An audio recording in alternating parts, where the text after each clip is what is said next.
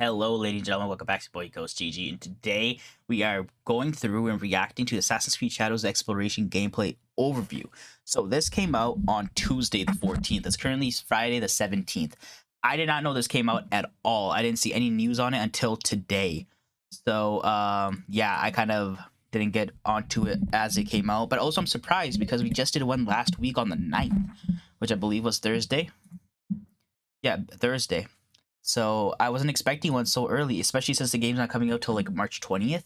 So yeah, I was surprised by that. But let's get right into it. Um,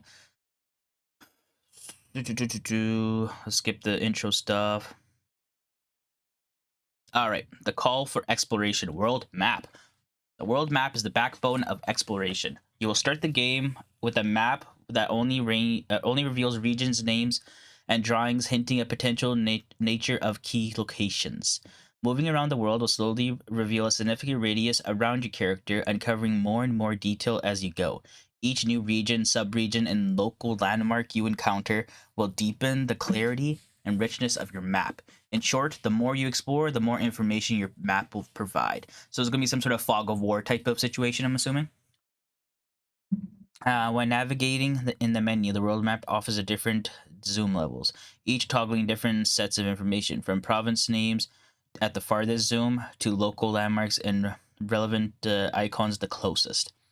The map will be a cornerstone of your journey, your best ally in choosing where your next adventure lies or where to find the best or find your quest objectives.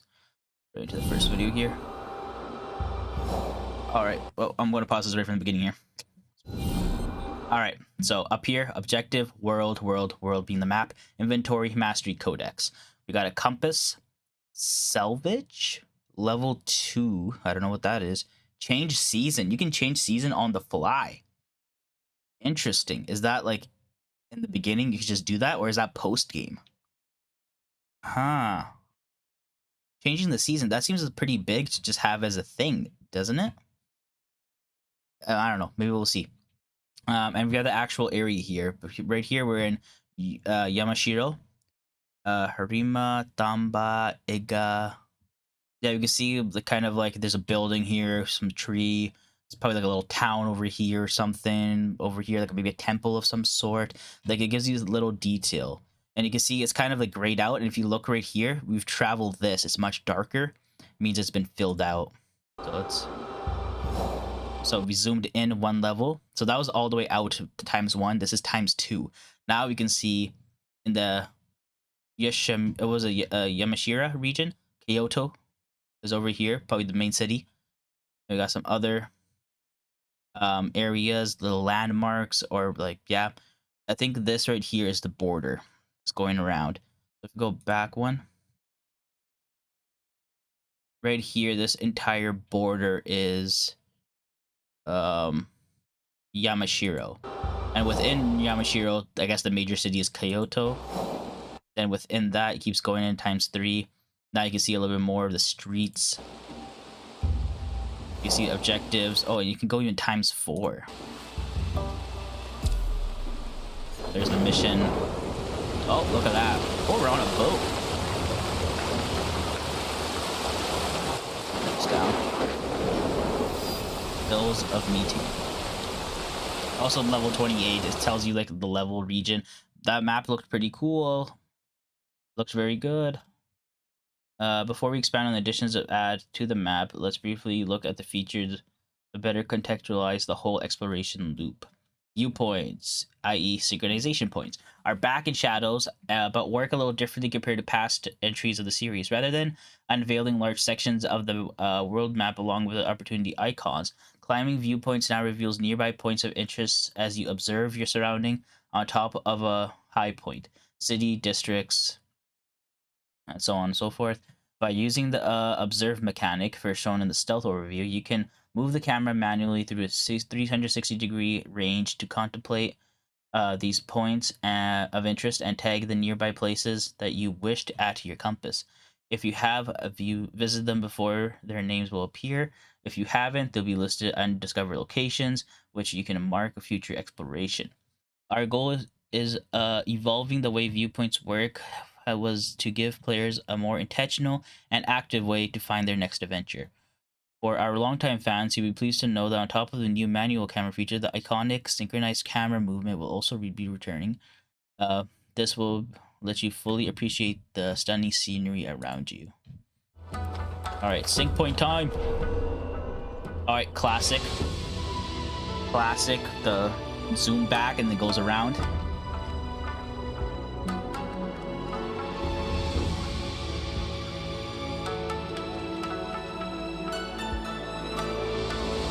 It's a full 360 back to the character. And then from here you can observe.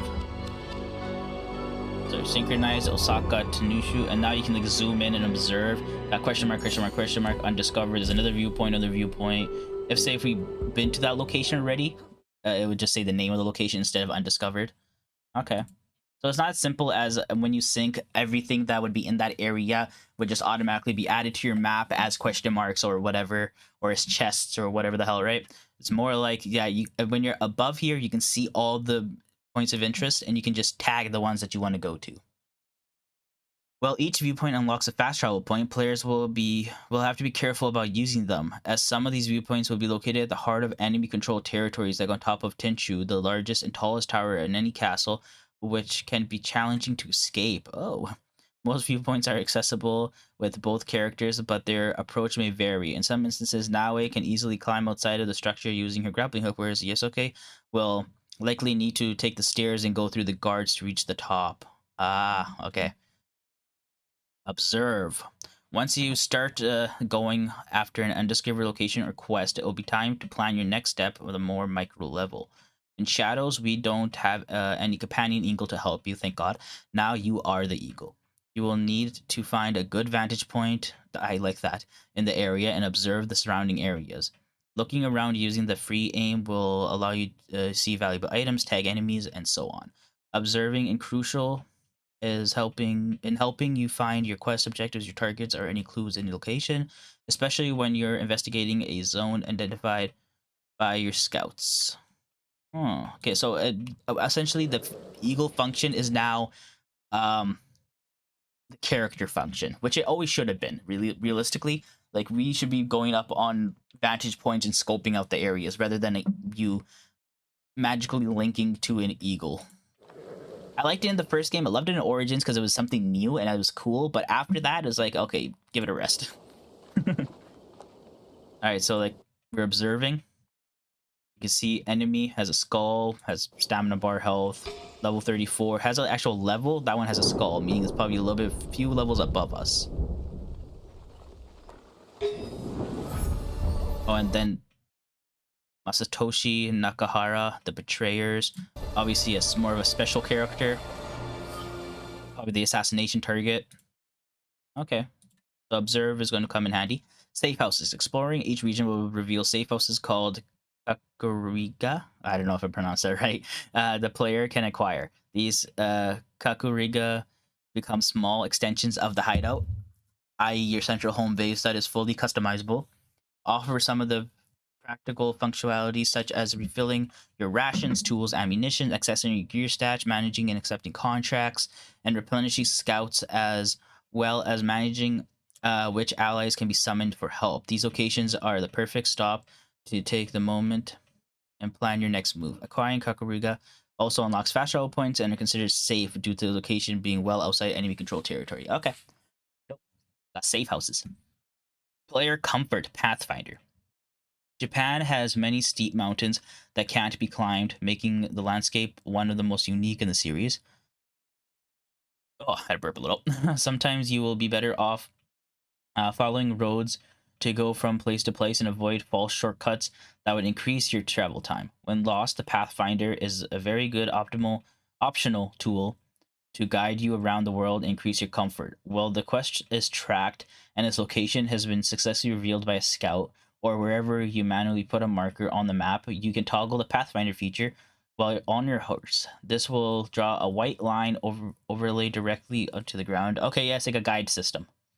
Note that it can be turned on off at any time. Yeah, I don't really keep these kind of things on. So one thing I really liked about Ghost of Tsushima, follow the wind. That's all you had to do. And I love that.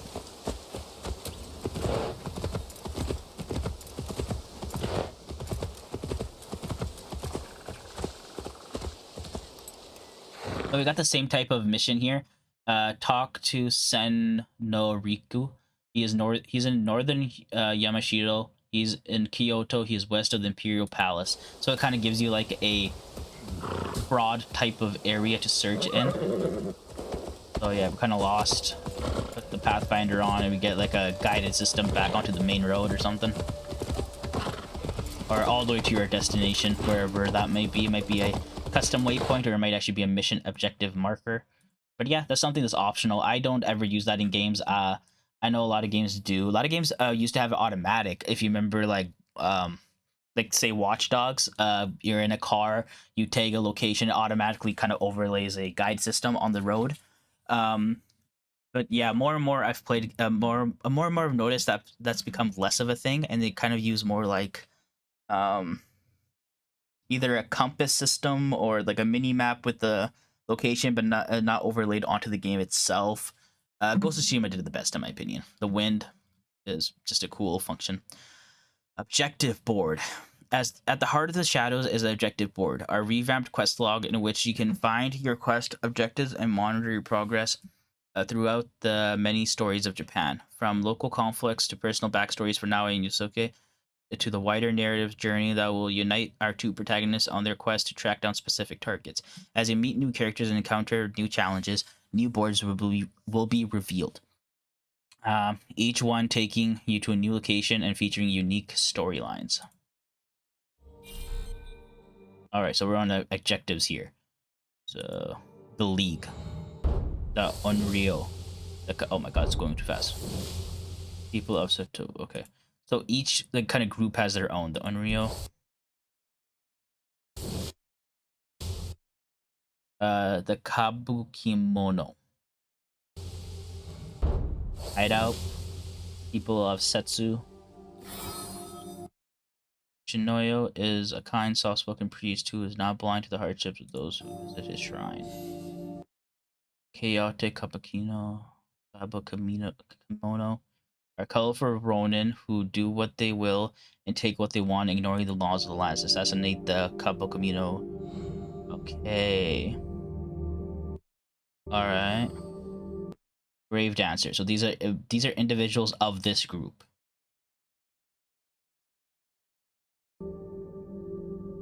Kind of like how we had like Order of Ancients and whatnot, and we have like their hierarchy, right? Like they have the leader, then like the underbosses, and then so on and so forth, right? And then they have like mercenaries under them, and it's kind of like that, but more separate groups instead of, because in the other games there was just there's just the Order of Ancients or whatever the order was in those specific games in Origins, Odyssey, and Valhalla. But in this one, there seems to be many different groups at play. Okay. The objective board will be key to a quest and locate and investigate your target. Zooming on a specific target or NPC within each target board reveal opportunities, quest steps that can individually be selected or tracked. You will get clues of location of each opportunity, and you will have to deduce where you should investigate or go next by connecting the clues to your map. Oh god, I'm so tired. I keep yawning. This is the next evolution of exploration mode.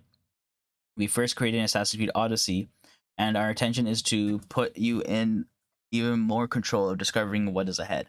For players who prefer having clear quest markers to follow, deploying scouts in the general vicinity indicated by those clues and making things easier. Note that the guide option will be available as an accessibility feature to facilitate tracking quest objectives. Okay. Scouts. As you progress through the game, more people will join the league as scouts. The more scouts you have, the better off you'll be. Scouts can help you locate quest objectives, gather resources, upgrade your hideout, or even cover your tracks by resetting provincial alerts. They are central to exploration and play a significant role in a war of information, which is an important aspect of the journey in shadows. Scouting the world. When uncertain about the location of an objective, is this a video? I think it's a picture. No, it's a video. I can't see the play button. It's so well blended in. Sorry. Reveal a more precise location of objectives. The more scouts you deploy at once, the larger the scouting radius, increasing your odds of success to find what you're looking for. Using more scouts can be especially useful when you have gathered all clues to reveal your objectives, as they can help compensate for knowledge you are missing. All right, so we're over here at Yamato, Izumi, Setsu, Harima. So we're like a little bit more down this ocean. It's an island off the coast here. Oh, sorry. So we can dispatch, and this, I think whatever's like reverbing right here. So, oh, so we saw here it was 1, and it's going about like this farish. Then we turned it to 2, and now it's even bigger radius. And you put your scouts in, and then you find assassin. Oh, that's the grave dancer. That was part of the Kuba Communal group. And you also find some other stuff here as well. Azumi Coast. That sounds familiar. Cancel provincial alerts. When an alarm has been rung or entire province has been put on alert by your actions, you will be wanted and tracked down by deadly groups of enemies, the Guardians. While you wait for the turn of the season, which has been dynamically over time, you can also switch protagonists or deploy some of your scouts to cancel provincial alerts. This will remove the aggressive attitude of the military patrols in the province and reduce the readiness. So after seasonal changes is when it goes down naturally. Damn, that's a long time. Sounds like a long time. Smuggling. Wealthy clans tend to stock their resources of heavily guarded areas, which provide additional opportunities for your league. These various resources stockpile are too big to be looted by one person, even for Yasuke.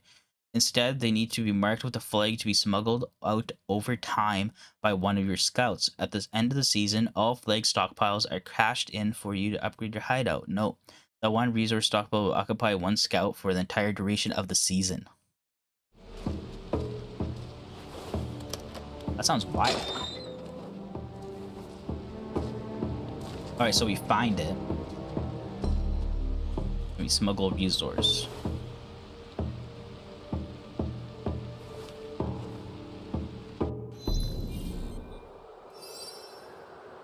Oh, salvage. That's what that is. Okay, that's something I would actually have to see like in person because I really don't understand that. Scouts replenish. Once deployed, scouts will return at the end of the season and become deployable once again. However, you can always pay with the in-game currency at the Kukuriga to speed up their return and be ready for another deployment. Managing your scouts wisely makes a world of difference. The in-game currency, then it must cost a lot to do that then. Otherwise, people would just consistently do it, right? A world of opportunity. Oh, we're at the end. There is a lot to discover in the open world of Assassin's Creed Shadow, from the temples to castles, hidden parkour trails to training grounds, and other secrets. Every place that you discover will contribute to the progression in one way or another. While most of what you find can be completed by Naoe or Yosuke, each character will also have their unique set of activities. For example, Naoe has a unique Kujikiri meditation activity that helps her focus her mind and reveal more about her life and backstory. Well, Yosuke will encounter people in the world that could teach him new weapon specific kata, special maneuvers you can unlock by performing a series of fight moves in a specific order with good timing. Yosuke can also show off his skills in various horse archery events. For the most contemplative players, both Naoi and Yosuke can participate in painting of wild animals of Japan, showcasing the diversity and majesty of its ecosystem. Also, gotta sneak up on animals and paint them. I mean, the Japanese culture, very artistic.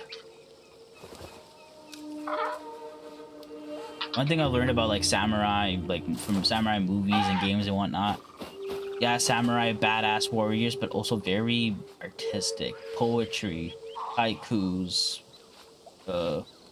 art, calligraphy, all that. Got it.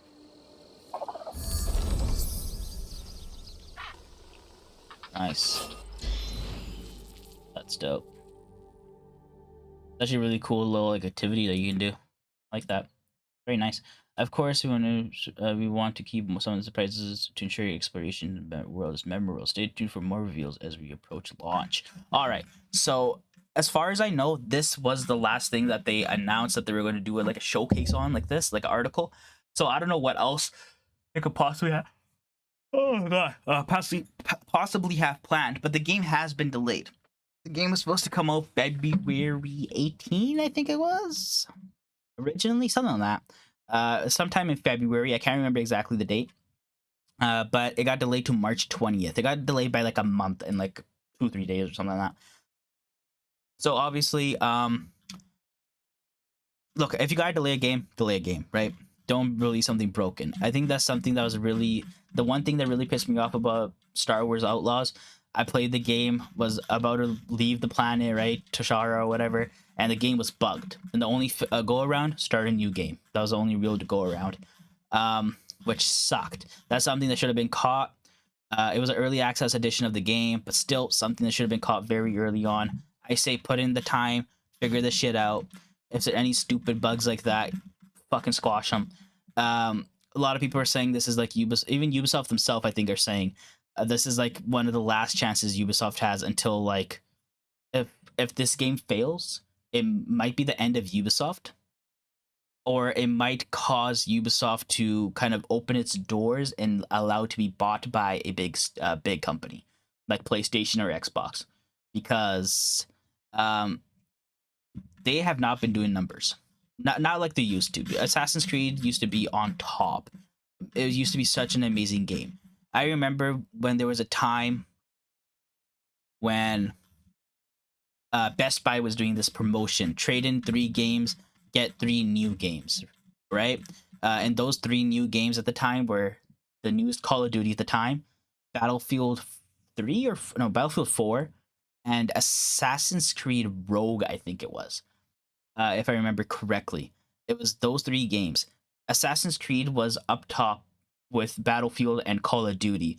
Battlefield and Call of Duty are 2 biggest shooters, multiplayer shooters. And then there was Assassin's Creed, which is not a multiplayer game, or it had a multiplayer functionality in some of them, but it was a single player experience. But it was up there with them for that promotion. Assassin's Creed is big, or it was big. They kind of lost their way with the mythology trilogy that they had going on. Which, here's the thing, I don't mind the mythology trilogy. I think they were fun games, but they kind of lost the essence of Assassin's Creed. That's what it felt like. It felt like they were trying to follow a trend that other games were doing, just because they saw other people doing it, other games doing it. It's like, let's make some money over on this side. But if you want to do that, you start a different IP. You don't continue on with Assassin's Creed. Assassin's Creed was very much a specific type of game. I still enjoyed them, but I think I would have enjoyed them even more if they took the Assassin's Creed out of the title and made it its own thing. I think they would have sold even better, in my opinion. But yeah, that is what it is. But this game is looking a lot more like a classic Assassin's Creed experience with the mixture of all the new stuff that they've worked on with like their open worlds and whatnot. Does it still have RPG elements? It looks like it. There's a level system, but also there's a bunch of settings that you can just change. You can turn off the levels on the enemies. You can turn on one-shot assassinations. Like, there's definitely accessibility. So if you change your settings correctly, you can very much make it a classic Assassin's Creed with the brand new modern graphics and gameplay style. But yeah, that's enough of the little rant there. That is it with the exploration gameplay overview. I hope you guys enjoyed. I'll see you guys next time with whatever we're doing. Peace out.